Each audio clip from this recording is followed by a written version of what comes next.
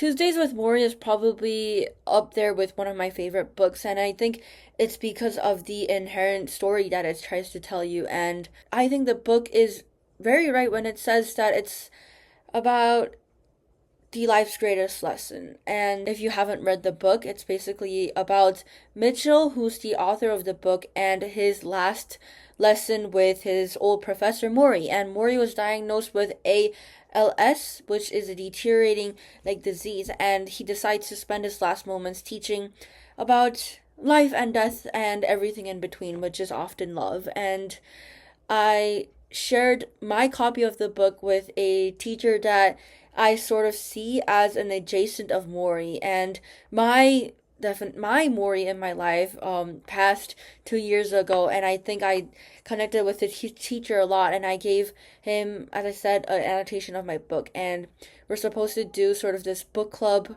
call because he left my school, and that's sort of was my parent gift. And I have written a couple points that I wanted to elaborate on, and I think it would be fun if I compare my thoughts right now versus my thoughts after the discussion. So yeah, here it is. If you notice that my shirt is on weird, yeah, I put it on backwards because there's I don't know. I just put it on backwards, okay? Because I wanted a solid purple shirt for my video, and I didn't have a solid purple shirt. There's a logo on the back, and I just didn't want to do that, okay? Okay, so my first point is actually a derivative of sort of mortality. And while talking, actually, me and this teacher, and I once approached him and said, hey, apparently lobsters are immortal, and the only reason why they die is because their bodies deteriorate so much that they can't hold the livingness of the lobster. And I thought that was so fascinating, but then he says that's the same with humans too.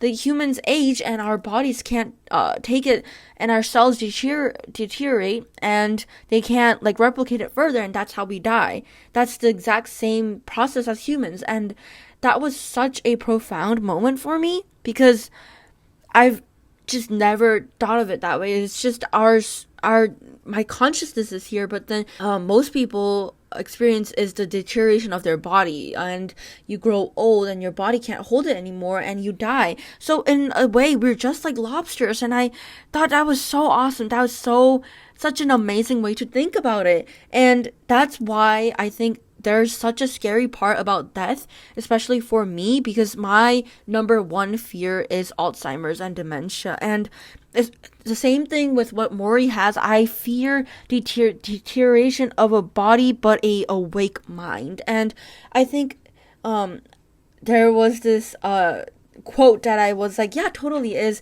why fear death? Because you wouldn't know if you're dead, It'd be, for example, if you were like hiking, it would be like, whoa, this is awesome, and then done.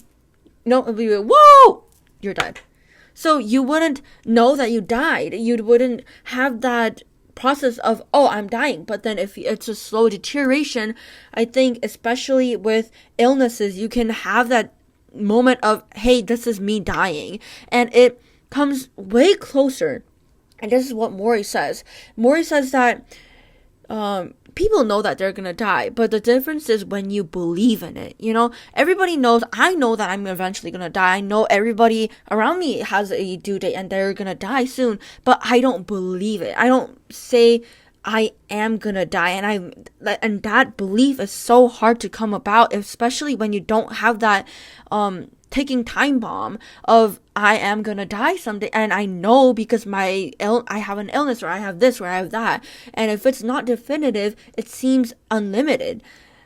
That rhymed. Anyways, that was my first point. And my second one was that when we have all of this, and when we come by all of this, and Morrie's point is that don't go by so fast, but don't linger too much. And his thought is that he was agnostic until the moment where he was where he came to terms with death, and he said that he's just like a wave, and he tells the story of how a wave was cruising and was having fun, and then he notices the shore, and he notices that I'm gonna wither away soon. And this wave was in despair and couldn't enjoy the ride anymore when a fellow wave comes by and is rocking it. And this wave looks at this sad wave and goes, "Hey, why aren't you enjoying it?"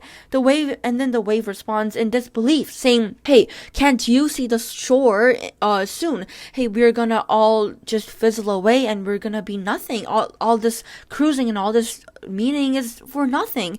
And this wave goes, "But you don't get it. It's that once we fizzle out, we're gonna go back and be a part of the ocean." And Mori starts to believe that he is going to go to this higher wavelength, the higher position after death. And I honestly don't know what to think about this. I don't believe in that. I don't think there is anything after death, personally, right now. I don't know what this other part of the ocean would be. I think in the span of the universe, our lives are so short, but then the thing is that I'm living this, and the reason why I give myself meaning is that every single minute and every single time I look at the clock during a class and goes, "Why is time going so slow?" Or every time I just have a genuine moment with my friends, I remember, hey, this is my life, and who cares if this whole universe is stretching above me? I have wonderful friends, and I have wonderful family, and I have this feeling of love. I think that is what gives me this meaning. I think positive nihilism is some sort of is how I have interpreted my life. And so my question then is, should we then see death with no weight? Should we not?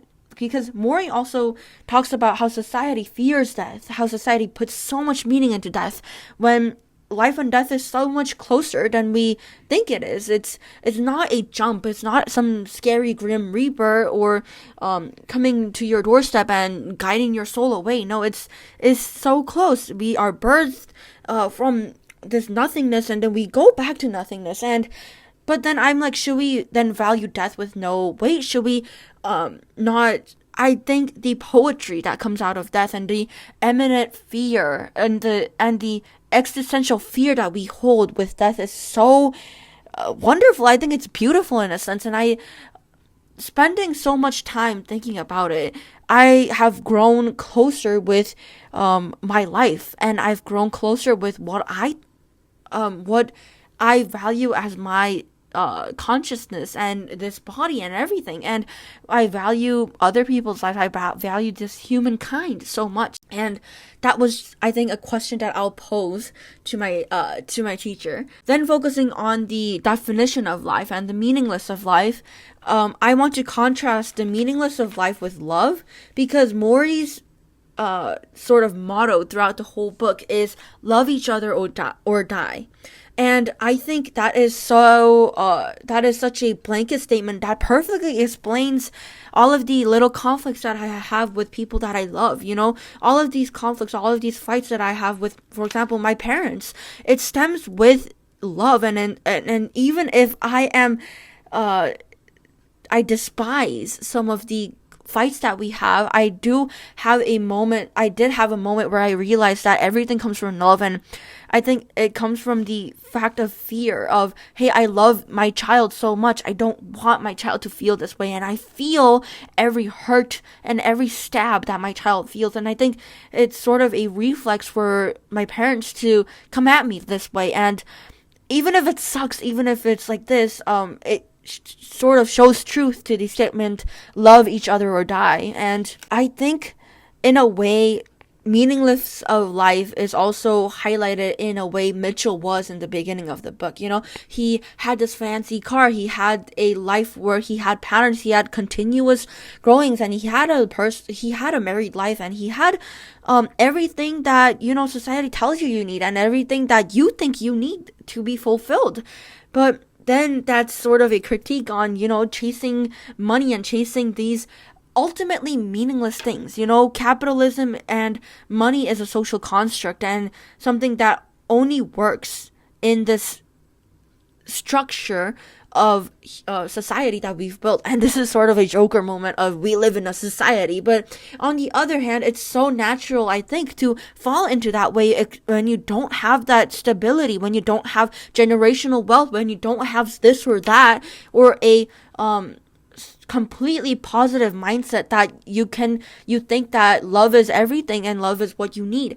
And I think everybody would love to be in that state. I think everybody would be chasing this hedonistic lifestyle, but then we think that we will achieve that hedonistic nature of chasing happiness when we get money, when we get these fancy cars, when we get a house, when we get a stable family. And what Maury's trying to say is that stop chasing these meaningless things that ultimately mean nothing. Chase the feelings of life, of love. Build the community that will show you how much meaning that you hold in life. And I think that is such an amazing way to live life. And I think I do sort of follow that way when I choose who I will put in my inner circle, and I choose who I celebrate my peace with, and who I carry my peace with. But in another way, I feel as a student trying to go to a foreign country that none of my family has been to, and I see all these sacrifices that my family made. I see everything that my parents, that even my sibling, even my brother has put out for me to succeed and for me to chase my own dream. And in a way, yes, I'm living in this and I'm competing in this cycle of maybe chasing a better salary or chasing this job that is competitive, but in a way that was what I chose to do because my parents in an unconventional way said that I do not need to be any typical jobs of being a doctor or a lawyer. My mom, on the contrary, wants a simple life and a happy life, and she thinks being surrounded by family is such an important and simplistic thing that she wants, and she chased and she achieved throughout this life where she built from the bottom up. And I'm chasing this dream of this other level. I'm chasing this more.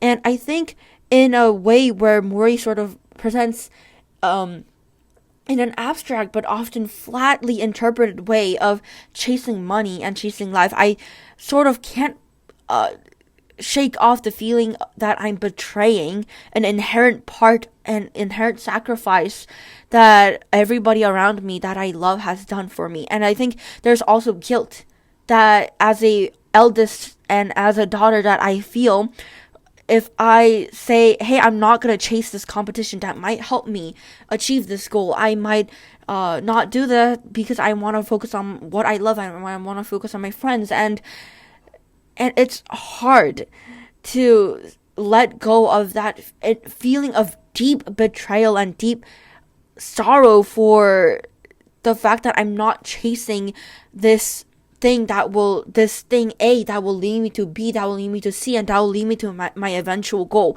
because it's so plainly out there. I'm not rebuilding history at this moment. I'm not rebuilding college applications. So there is this thing that I have to do there. For example, I need to get a good enough GPA to get into a good university, and there are these things that I can't say I'm not gonna get a good GPA because like F that. And of course, in a way, it's a stubborn and sort of a stretch of an example that I'm setting out here, but I think it's such a prevalent thought that I have, even when I'm looking at objectivism, and even when I am trying to live in a selfish and selfishly happy way. I still feel that some of the philosophy is unrealistic when I as a daughter and I as a soon-to-be first-generation immigrant into this foreign country that is gonna require a lot of monetary sacrifice and sort of sacrifice of comfortability of this life that I am currently placed in with my family.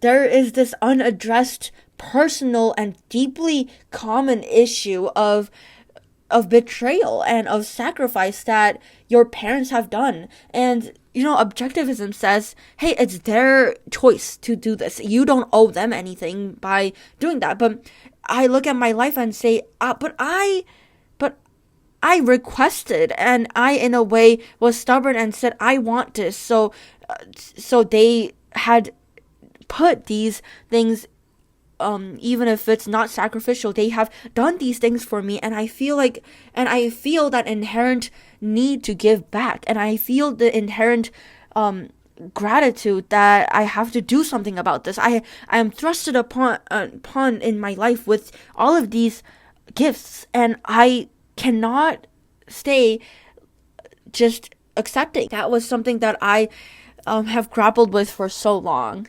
This is a longer format, but something that I'm really passionate about, and hope you learned something from it, or hope it sparked some thoughts on Tuesdays with Maury. If you haven't read it, I highly recommend it. It's such a amazing book, and it reminds you that nothing is these lives and these people that you think you can easily reach out to. They are one day gonna die, and you don't know when one day comes. You don't know when that day comes, and it's just such a nice reminder to focus on what you love. And that's it. Hope you got something out of it. Bye.